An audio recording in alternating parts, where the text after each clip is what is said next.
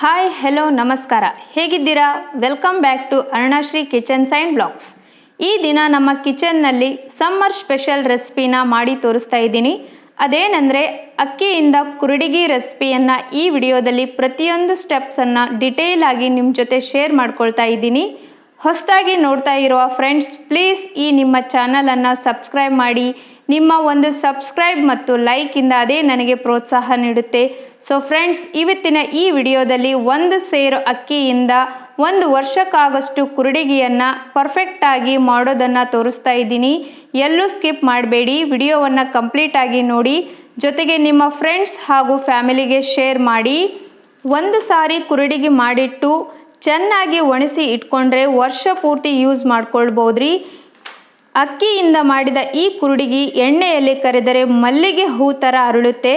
ತುಂಬ ರುಚಿಯಾಗಿ ಕ್ರಿಸ್ಪಿಯಾಗಿ ಬಾಯಲ್ಲಿಟ್ಟರೆ ಕರಗುವ ಕುರುಡಿಗಿ ರೆಸಿಪಿ ನಿಮಗಾಗಿ. ನೀವು ತಪ್ಪದೆ ಟ್ರೈ ಮಾಡಿ. ಒಂದು ಪಾತ್ರೆಯಲ್ಲಿ 3 ಗ್ಲಾಸಷ್ಟು ಅಕ್ಕಿಯನ್ನು ಹಾಕ್ಕೊಳ್ತಾ ಇದ್ದೀನಿ. ಸೊ ಒಂದು ಸೇರಿಗೆ 3 ಗ್ಲಾಸ್ ಅಕ್ಕಿ ಅಳತೆ ಮಾಡಿಕೊಂಡೆ ಹಾಕ್ಕೊಂಡಿದ್ದೀನಿ ರೀ. ಸೊ ಇದನ್ನು ನಾವು ನೀರಿನಲ್ಲಿ ಶುಭ್ರವಾಗಿ ತೊಳ್ಕೊಳ್ಬೇಕು. 2ರಿಂದ 3 ಸಾರಿ ನೀರಿನಲ್ಲಿ ಚೆನ್ನಾಗಿ ತೊಳೆದಿಟ್ಟು ಇದನ್ನು ರಾತ್ರಿ ಪೂರ್ತಿ ಎಲ್ಲ ನೆನೆ ಇಡಬೇಕ್ರಿ. ಸೊ ನೆಂದ ಮೇಲೆ ಅಕ್ಕಿ ಈ ರೀತಿ ಬೆಳ್ಳಗೆ ಕಾಣಿಸುತ್ತೆ. ಸೊ ಎಷ್ಟು ಚೆನ್ನಾಗಿ ತೊಳೆದುಕೊಳ್ತೀವಿ ಅಂದರೆ ಅಷ್ಟು ನಮ್ಮದು ಕುರುಡಿಗೆ ಬೆಳ್ಳಗೆ ಬರುತ್ತೆ ರೀ. ಸೊ ಹಾಗಾಗಿ ಅಕ್ಕಿಯನ್ನು ಶುಭ್ರವಾಗಿ ತೊಳೆದಿಟ್ಕೊಂಡು ರಾತ್ರಿ ಪೂರ್ತಿ ಅಕ್ಕಿಯನ್ನು ನೆನೆಸಿಟ್ಕೊಳ್ಬೇಕು. ನೆನೆಸಿಟ್ಕೊಂಡ ನಂತರ ಇದನ್ನು ನಾನು ಮಿಕ್ಸರ್ ಜಾರಲ್ಲಿ ಹಾಕಿ ಗ್ರೈಂಡ್ ಮಾಡ್ಕೊಂಡಿದ್ದೀನಿ. ನೋಡಿ, ಈ ರೀತಿ ಫೈನಾಗಿ ಪೇಸ್ಟನ್ನು ಮಾಡ್ಕೋಬೇಕು. ಸೊ ಅಕ್ಕಿ ಹಿಟ್ಟು ಚೆನ್ನಾಗಿ ಈ ರೀತಿ ಪೇಸ್ಟ್ ಮಾಡಿಕೊಂಡು ಒಂದು ಪಾತ್ರೆಯಲ್ಲಿ ಹಾಕ್ಕೊಳ್ತಾ ಇದ್ದೀನಿ. ಸೊ ಈಗ ಉಳಿದಂಥ ಅಕ್ಕಿಯನ್ನು ಕೂಡ ಇದೇ ರೀತಿ ಗ್ರೈಂಡ್ ಮಾಡಿ ಚೆನ್ನಾಗಿ ಪೇಸ್ಟ್ ಮಾಡ್ಕೋಬೇಕ್ರಿ. ಈಗ ಇದಕ್ಕೆ ಸ್ವಲ್ಪ ಉಪ್ಪನ್ನು ಹಾಕಿ ಕಲಿಸ್ಕೊಳ್ತಾ ಇದ್ದೀನಿ. ಸೊ ಈ ಹಿಟ್ಟನ್ನು ನಾವು ಇಡ್ಲಿ ಅಥವಾ ದೋಸೆ ಹಿಟ್ಟನ್ನು ರುಬ್ಕೊಳ್ತೀವಲ್ಲ, ಅದೇ ರೀತಿ ಇದನ್ನು ರುಬ್ಕೊಳ್ಬೇಕಾಗುತ್ತೆ. ಸೊ ಈ ಹದಕ್ಕೆ ಬರುತ್ತೆ. ಈ ಹದದಲ್ಲಿ ಇತ್ತಂದರೆ ಕುರುಡಿಗೆ ತುಂಬಾ ಚೆನ್ನಾಗಿ ಬರುತ್ತೆ ರೀ. ಸೊ ಈ ಕನ್ಸಿಸ್ಟೆನ್ಸಿ ಇದ್ದರೆ ಚೆನ್ನಾಗಿ. ಸೊ ಹಾಗಾಗಿ ಎಲ್ಲವನ್ನು ನಾನು ಈಗ ಚೆನ್ನಾಗಿ ಮಿಕ್ಸ್ ಮಾಡ್ಕೊಳ್ತಾ ಇದ್ದೀನಿ. ಈಗ ನಾವು ಪರ್ಫೆಕ್ಟಾದ ಕುರುಡಿಗೆ ಮಾಡಬೇಕು ಅಂದರೆ ಹಿಟ್ಟು ಪರ್ಫೆಕ್ಟಾಗಿರ್ಬೇಕು ರೀ. ಸೊ ಪರ್ಫೆಕ್ಟಾಗಿ ಹಿಟ್ಟು ಮಾಡೋದು ಹೇಗೆ ಅಂತ ಸ್ಟೆಪ್ ಬೈ ಸ್ಟೆಪ್ ಹೇಳ್ತಾ ಇದ್ದೀನಿ. ಸೊ ಈ ರೀತಿ ಕುರುಡಿಗೆ ಆಗಬೇಕು ಅಂದರೆ ಈ ರೀತಿ ನೀವು ಫಾಲೋ ಮಾಡಬೇಕು. ಸೊ ಇಲ್ಲಿ ಅಳತೆ ಇಂಪಾರ್ಟೆಂಟ್ ರೀ. ಸೊ ನಾನೀಗ 1 ಸೇರಷ್ಟು ಅಕ್ಕಿಯನ್ನು ಹಾಕ್ಕೊಂಡಿದ್ದೀನಿ. ಈ ತಂಬಿಗೆಯಲ್ಲಿ 1 ತಂಬಿಗೆ ಅಕ್ಕಿ ಆಗಿದೆ. 1 ತಂಬಿಗೆ ಅಕ್ಕಿ ಇದ್ದರೆ 4 ತಂಬಿಗೆಯಷ್ಟು ನೀರನ್ನು ಹಾಕ್ಕೊಳ್ಬೇಕು. ಸೊ 1:4. ಈಗ ಒಂದು ಸ್ವಲ್ಪ ರುಚಿಗೆ ತಕ್ಕಷ್ಟು ಉಪ್ಪನ್ನು ಹಾಕ್ಕೊಂಡಿದ್ದೀನಿ.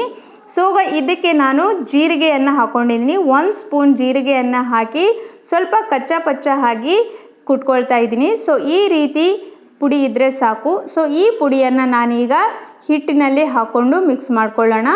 ಸೊ ಈಗ 1 ಸ್ಪೂನ್ ಜೀರಿಗೆ ಪುಡಿಯನ್ನು ಈ ನೀರಿನಲ್ಲಿ ಹಾಕ್ಕೊಳ್ತಾ ಇದ್ದೀನಿ. ಸ್ವಲ್ಪ ನೀರು ಬಿಸಿಯಾದರೆ ಸಾಕ್ರಿ. ಸ್ವಲ್ಪ ಹೆಸರು ಬಂದ ನಂತರ ಈಗ ಮಾಡಿಟ್ಕೊಂಡಂಥ ಹಿಟ್ಟನ್ನು ಇದರಲ್ಲಿ ಹಾಕಿ ಕಲಿಸ್ಕೋಬೇಕು. ನಾವು ಕಂಟಿನ್ಯೂಸ್ ಆಗಿ ಕೈ ಬಿಡದೇ ಕಲಿಸ್ತಾ ಇರಬೇಕ್ರಿ. ಸ್ವಲ್ಪ ನೀರು ಭಾಳನೂ ಬಿಸಿ ಆಗಬಾರ್ದು. ಜಾಸ್ತಿನೇ ಬಿಸಿ ಆಯ್ತಂದರೆ ಹಿಟ್ಟು ಗಂಟಾಗಿಬಿಡುತ್ತೆ. ಸೊ ಹಾಗಾಗಿ ಸ್ವಲ್ಪ ನೀರು ಕಾಯ್ದ ಕೂಡಲೇ ಈ ರೀತಿ ಹಿಟ್ಟನ್ನು ಹಾಕಿ ಕಂಟಿನ್ಯೂಸ್ ಆಗಿ ನಾವು ಕಲಿಸ್ತಾ ಇರಬೇಕಾಗುತ್ತೆ ರೀ. ಸೊ ಹಾಗಾಗಿ ಗ್ಯಾಸ್ ಸ್ಟವನ್ನು ನಾವು ಮೀಡಿಯಮ್ ಫ್ಲೇಮಲ್ಲೇ ಇಟ್ಕೊಳ್ಳೋಣ. ಪೂರ್ತಿ ಹೈ ಆಯ್ತಂದರೆ ಹಿಟ್ಟು ಗಂಟಾಗುತ್ತೆ ರೀ. ಹಾಗಾಗಿ ಮೀಡಿಯಮ್ ಅಥವಾ ಸಿಮ್ ಫ್ಲೇಮಲ್ಲಿ ಇಟ್ಟು ಈ ರೀತಿ ಕಂಟಿನ್ಯೂಸ್ ಆಗಿ ಹಿಟ್ಟನ್ನು ಕಲಿಸ್ಕೊಳ್ತಾ ಇರಬೇಕಾಗುತ್ತೆ. ಸೊ ನಾ ಈಗ ಮಾಡ್ತಾ ಇರೋಂಥ ಹಿಟ್ಟು ಕನ್ಸಿಸ್ಟೆನ್ಸಿ 1 ಸೇರು ಅಕ್ಕಿಗೆ 4 ಸೇರಷ್ಟು ನೀರು ಸರಿ ಹೋಗುತ್ತೆ ರೀ. ಹಾಗಾಗಿ ಅಳತೆ ಪ್ರಕಾರ 1 ತಂಬಿಗೆ ಅಕ್ಕಿಗೆ 4 ತಂಬಿಗೆ ನೀರು ಸರಿ ಹೋಗಿದೆ. ಸೊ ಹಾಗಾಗಿ ನಾನು ನೀರನ್ನು ಪ್ರಾಪರಾಗಿ ಹಾಕ್ಕೊಂಡು ಈ ರೀತಿ ಮಿಕ್ಸ್ ಮಾಡ್ಕೊಳ್ತಾ ಇದ್ದೀನಿ. ಸ್ವಲ್ಪ ಗಂಟು ಅನಿಸುತ್ತೆ, ಆದರೆ ಕಲಿಸ್ತಾ ಇದ್ದಾಗೆಲ್ಲ ಇದು ಕಂಪ್ಲೀಟಾಗಿ ಮಿಕ್ಸ್ ಆಗುತ್ತೆ ರೀ. ಸೊ ಹಾಗಾಗಿ ಕೈ ಬಿಡದೇ ಹಿಟ್ಟನ್ನು ಈ ರೀತಿಯಾಗಿ ಕಂಟಿನ್ಯೂಸ್ ಆಗಿ ರೊಟೇಟ್ ಮಾಡ್ತಾ ಇರಬೇಕು. ಸೊ ಗ್ಯಾಸ್ ಸ್ಟವ್ ಮಾತ್ರ ಲೋ ಫ್ಲೇಮಲ್ಲೇ ಇಟ್ಕೊಂಡ್ರೆ ತುಂಬಾ ಚೆನ್ನಾಗಿ. ನೋಡಿ, ಈಗ ಹಿಟ್ಟಿಂದ ಕನ್ಸಿಸ್ಟೆನ್ಸಿ ಗಟ್ಟಿ ಆಗ್ತಾ ಬರ್ತಾ ಇದೆ. ಸೊ ಹಾಗೆ ಇದನ್ನು ಸ್ವಲ್ಪ ಕೈ ನೋಸುತ್ತೆ, ಆದ್ರೂ ಹಾಗೆ ಕಂಟಿನ್ಯೂ ಆಗಿ ರೊಟೇಟ್ ಮಾಡಬೇಕಾಗುತ್ತೆ ರೀ. ಸೊ ಈ ರೀತಿ ಪರ್ಫೆಕ್ಟಾಗಿ ಮಾಡಿದ್ವಿ ಅಂದರೆ ಕುರುಡಿಗೆ ಮಾತ್ರ ತುಂಬಾ ಟೇಸ್ಟಿಯಾಗಿ ಕ್ರಿಸ್ಪಿಯಾಗಿ ಬರುತ್ತೆ ರೀ. ಈಗ 1-2 ನಿಮಿಷಗಳ ಕಾಲ ಮುಚ್ಚಿಟ್ಕೊಳ್ತಾ ಇದ್ದೀನಿ. ಸೊ ನಂತರ ಇದನ್ನು ನಾನು ಬೇಳೆ ಮುದ್ದೆ ಇಂದ ಇದನ್ನು ಚೆನ್ನಾಗಿ ಹಿಟ್ಟನ್ನು ಕಲಿಸ್ಕೊಳ್ತಾ ಇದ್ದೀನಿ. ಸ್ಪೂನಿಂದ ಅಷ್ಟೊಂದು ಚೆನ್ನಾಗಿ ಕಲಿಸ್ಲಿಕ್ಕೆ ಆಗೋದಿಲ್ಲ ರೀ. ಹಾಗಾಗಿ ಬೇಳೆ ಮುದ್ದೆ ಹಿಂದಿನಿಂದ ಚೆನ್ನಾಗಿ ರೊಟೇಟ್ ಮಾಡ್ಕೊಳ್ಬೇಕ್ರಿ. ಈ ರೀತಿ ಕೈ ಬಿಡದೇನೆ ಚೆನ್ನಾಗಿ ಮಿಕ್ಸ್ ಮಾಡ್ಕೊಳ್ಬೇಕು. ಸೊ ಗ್ಯಾಸ್ ಸ್ಟವ್ ಮಾತ್ರ ಸಿಮ್ಮಲ್ಲೇ ಇರಲಿ ರೀ. ಸೊ ಇದು ಆದಂಗೆಲ್ಲ ಏನಾಗುತ್ತೆ, ಹಿಟ್ಟು ಗಟ್ಟಿ ಆಗುತ್ತೆ. ಸ್ವಲ್ಪ ನೀರು ಹಚ್ಕೊಂಡು ಈ ರೀತಿ ನಾವು ತೆಗೆದ್ರೆ ಸಲೀಸಾಗಿ ಹೋಗುತ್ತೆ ರೀ. ಹಾಗಾಗಿ ಇದು ಹಿಟ್ಟು ಪರ್ಫೆಕ್ಟ್ ಆಗ್ತಾ ಇದೆ ಅಂತ ಅರ್ಥ. ಸೊ ಇನ್ನೊಂದು 2 ನಿಮಿಷಗಳ ಕಾಲ ಇದನ್ನು ಮುಚ್ಚಿಟ್ಕೊಳ್ಳೋಣ. ಸೊ ಈಗ 2 ನಿಮಿಷ ಆದ ನಂತರ ಮತ್ತೆ ಇದು ನಾನು ಬೇಳೆ ಮುದ್ದೆಯಿಂದ ಚೆನ್ನಾಗಿ ಮಿಕ್ಸ್ ಮಾಡ್ಕೊಳ್ತಾ ಇದ್ದೀನಿ. ಸೊ ಈಗ ಹಿಟ್ಟು ಪರ್ಫೆಕ್ಟ್ ಆಗಿದೆ ಇಲ್ಲ ಅಂತ ನಾವು ತಿಳಿಯೋದು ಹೇಗೆ ಅಂದರೆ ಇದಕ್ಕೊಂದು ಟ್ರಿಕ್ ಇದೆ ರೀ. ಸೊ ಈ ಟ್ರಿಕ್ ಏನಂತ ನಾನು ಹೇಳ್ತಾ ಇದ್ದೀನಿ. ಸೊ ನೋಡಿ, ಈಗ ತೋರಿಸ್ತಾ ಇರೋ ಹಾಗೆ ಹಿಟ್ಟು ಕೈಯಲ್ಲಿ ಈ ರೀತಿ ಮುಟ್ಕೊಂಡ್ರೆ ಕೈಗೆ ಯಾವುದೇ ರೀತಿ ಅಂಟ್ತಾ ಇಲ್ಲ. ಸೊ ಈ ರೀತಿ ಆಯಿತು ಅಂದರೆ ಹಿಟ್ಟು ಕನ್ಸಿಸ್ಟೆನ್ಸಿ ಕರೆಕ್ಟ್ ಆಗಿದೆ ಅಂತ ಅರ್ಥ ರೀ. ಸೊ ನೋಡಿ, ಈಗ ಇನ್ನೊಂದು ಸ್ವಲ್ಪ ಇದು ಬೇಯಬೇಕು. ಸೊ ಹಾಗಾಗಿ ಇದನ್ನು ಇನ್ನೊಂದು ಸರಿ ನಾನು ಮಿಕ್ಸ್ ಮಾಡ್ಕೊಳ್ತಾ ಇದ್ದೀನಿ. ಈ ರೀತಿ ಚೆನ್ನಾಗಿ ಮಿಕ್ಸ್ ಮಾಡ್ಕೊಳ್ಬೇಕ್ರಿ. ಸ್ವಲ್ಪ ಬಿಡಬೇಕು, 1 ನಿಮಿಷ ಬಿಡಬೇಕು, 1 ನಿಮಿಷ ತಿರ್ಸ್ಕೊಳ್ತಾ ಇರಬೇಕು ಕೊನೆಯಲ್ಲಿ. ಸೊ ಈ ರೀತಿ ಚೆನ್ನಾಗಿ ರೊಟೇಟ್ ಮಾಡ್ಕೊಂಡಷ್ಟು ಕುರುಡಿಗೆ ಚೆನ್ನಾಗಿ ಬರುತ್ತೆ ರೀ.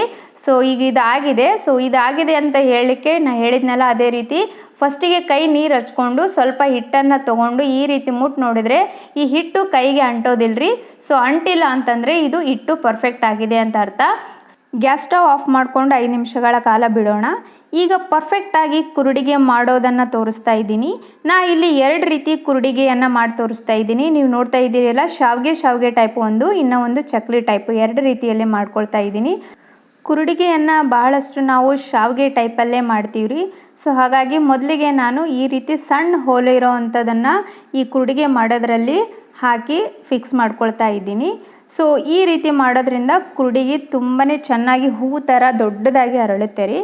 ಮೊದಲಿಗೆ ಹಿಟ್ಟು ಸ್ವಲ್ಪ ಆರಿದೆ, ಭಾಳಷ್ಟು ಆರಬಾರ್ದು. ಸ್ವಲ್ಪ ಈಗ ಬಿಸಿ ಇರೋವಂಥ ಹಿಟ್ಟನ್ನು ನಾನು ಈ ಕುರುಡಿಗೆಯಲ್ಲಿ ಮಾಡೋದರಲ್ಲಿ ಹಾಕ್ಕೊಳ್ತಾ ಇದ್ದೀನಿ. ಸ್ವಲ್ಪನೇ ಹಾಕಿ ಇದಕ್ಕೆ ಫಿಕ್ಸ್ ಮಾಡಿಕೊಂಡು ಕುರುಡಿಗೆಯನ್ನು ಮಾಡೋಣ.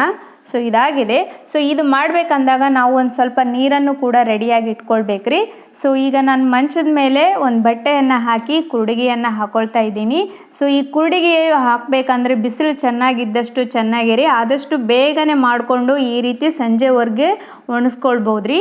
ಸೊ ಈ ರೀತಿಯಾಗಿ ನಾವು ಪ್ರೆಸ್ ಮಾಡಿಕೊಂಡ್ರೆ ಕುರುಡಿಗೆ ಅಂತೂ ತುಂಬಾ ಚೆನ್ನಾಗಿ ಬರುತ್ತೆ ರೀ. ಸೊ ಎಲ್ಲಿನೂ ಗಂಟು ಬಿಡೋದಿಲ್ಲ, ಸ್ಮೂತಾಗಿ ಫ್ಲಶ್ ಮಾಡ್ಕೋಬೋದು.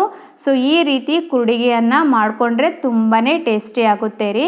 ಸೊ ಈ ಸಮ್ಮರ್ ಸ್ಪೆಷಲ್ ಆಗಿರೋದ್ರಿಂದ ಸೊ ಬಿಸಿನಲ್ಲಿ ಚೆನ್ನಾಗಿ ಒಣಗಿದಷ್ಟು ಕುರುಡಿಗೆ ಚೆನ್ನಾಗಿ ಬರುತ್ತೆ ರೀ. ಸೊ ಇನ್ನೂ ಒಂದು ನಾನು ಚಕ್ಲಿ ಶೇಪಲ್ಲಿನೂ ಕೂಡ ಕುರುಡಿಗೆಯನ್ನು ಹಾಕ್ಕೊಳ್ತಾ ಇದ್ದೀನಿ. ಸೊ ನೋಡಿದ್ರಲ್ಲ, ನಮಗೆ ಯಾವ ರೀತಿ ಬೇಕು ಶೇಪಲ್ಲಿ ಮಾಡ್ಕೋಬೋದು ಈಸಿಯಾಗಿ. ಸೊ ಹಿಟ್ಟು ಪರ್ಫೆಕ್ಟ್ ಆಯ್ತಂದರೆ ಶೇಪ್ ಎಷ್ಟಾದರೂ ಚೆನ್ನಾಗಿ ಬೇರೆ ಬೇರೆ ರೀತಿಯಲ್ಲಿ ಮಾಡ್ಕೊಳ್ಬೋದು ರೀ. ಸೊ ಕುರುಡಿಗೆ ಅಂತೂ ರೆಡಿ ಆಯಿತು. ಸೊ ಈ ರೀತಿಯಾಗಿ ಕುರುಡಿಗೆಯನ್ನು ಮನೆಯಲ್ಲಿಯೇ ವರ್ಷ ಪೂರ್ತಿ ಆಗೋಷ್ಟು ಮಾಡಿಕೊಂಡು ಯೂಸ್ ಮಾಡ್ಕೊಳ್ಬೋದು ರೀ. ಸೊ ಈಗ ಆದಂಥ ಕುರುಡಿಗೆಯನ್ನು ನಾವು ಚೆನ್ನಾಗಿ ಒಣಸ್ಕೊಳ್ಬೇಕಾಗುತ್ತೆ ರೀ. ಸಂಜೆವರೆಗೂ ಒಣಸ್ಕೊಂಡು ನಂತರ ಈ ಬಟ್ಟೆ ಮೇಲೆ ಸ್ವಲ್ಪ ನೀರನ್ನು ಚಿಮುಕಿಸಿದ್ರೆ ಕುರುಡಿಗೆ ಈಸಿಯಾಗಿ ಬರುತ್ತೆ ರೀ. ಇದನ್ನು ರೊಟೇಟ್ ಮಾಡಿ ನಾವು ಉಲ್ಟಾ ಹಾಕಿ ಮತ್ತೆ ಒಣಗಿಸಿಟ್ಕೊಂಡ್ರೆ ವರ್ಷ ಪೂರ್ತಿಯಾಗಿ ಯೂಸ್ ಮಾಡ್ಬೋದು ರೀ.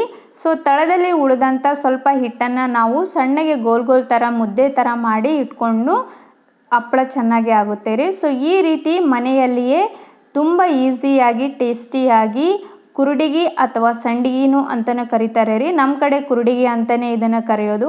ಸೊ ಈ ರೀತಿ 2 ದಿವಸಗಳ ಕಾಲ ಮಾಡಿಕೊಂಡಂಥ ಕುರುಡಿಗೆಯನ್ನು ಬಿಸಿಲಿನಲ್ಲಿ ಚೆನ್ನಾಗಿ ಒಣಸಿಟ್ಕೊಂಡ್ರೆ ವರ್ಷ ಪೂರ್ತಿಯಾಗಿ ಇದನ್ನು ಯೂಸ್ ಮಾಡ್ಬೋದು. ನೋಡಿದ್ರಲ್ಲ, ಯಾವುದೇ ರೀತಿ ಇದು ಮುರಿತನೂ ಇಲ್ಲ.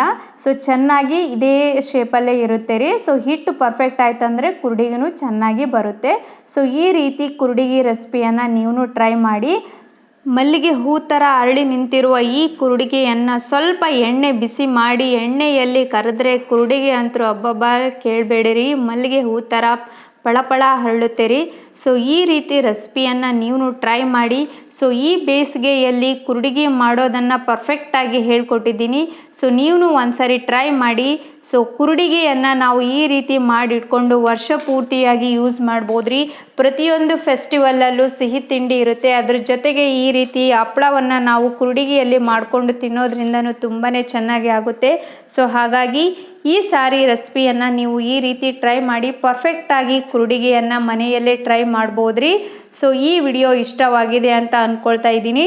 ಸೊ ಈ ವಿಡಿಯೋ ಇಷ್ಟವಾಗಿತ್ತಂದರೆ ಪ್ಲೀಸ್ ಖಂಡಿತವಾಗ್ಲೂ ಸಬ್ಸ್ಕ್ರೈಬ್ ಮಾಡಿ, ಲೈಕ್ ಮಾಡಿ, ಶೇರ್ ಮಾಡಿ ಮತ್ತು ನಿಮ್ಮ ಫ್ರೆಂಡ್ಸ್ ಹಾಗೂ ಫ್ಯಾಮಿಲಿಗೂ ಕೂಡ ಈ ವಿಡಿಯೋವನ್ನು ಶೇರ್ ಮಾಡಿ. ಸೊ ಕುರುಡಿಗೆ ರೆಸಿಪಿ ಹೇಗೆ ಬಂತು ಅಂತಲೂ ನನಗೆ ಕಮೆಂಟ್ ಮಾಡೋದನ್ನು ಕೂಡ ಮರಿಬೇಡಿ. ಸೊ ಈ ರೀತಿಯಾಗಿ ಮನೆಯಲ್ಲಿಯೇ ಕುರುಡಿಗೆಯನ್ನು ಮಾಡಿಕೊಂಡು ವರ್ಷ ಪೂರ್ತಿಯಾಗಿ ತಿನ್ಕೋಬೋದ್ರಿ. ಸೊ ಈ ರೆಸಿಪಿಯನ್ನು ನೀವು ಟ್ರೈ ಮಾಡಿ ಹೇಗಿದೆ ಅಂತ ಹೇಳಿ ಕಮೆಂಟ್ ಮಾಡಿ. ಸೊ ಈ ವಿಡಿಯೋವನ್ನು ಇಷ್ಟೆಲ್ಲ ನೋಡಿ ಪ್ರೋತ್ಸಾಹ ಮಾಡಿದ್ದೀರಾ, ಜೊತೆಗೆ ಒಂದು ಲೈಕ್ ಮತ್ತು ಸಬ್ಸ್ಕ್ರೈಬ್ ಕೂಡ ಮಾಡಿ. ಇದರಿಂದ ನನಗೆ ಇನ್ನೂ ಹೆಚ್ಚಿನ ವಿಡಿಯೋ ಮಾಡಲಿಕ್ಕೆ ಪ್ರೋತ್ಸಾಹ ಸಿಗುತ್ತೆ ರೀ. So thank you for watching this video.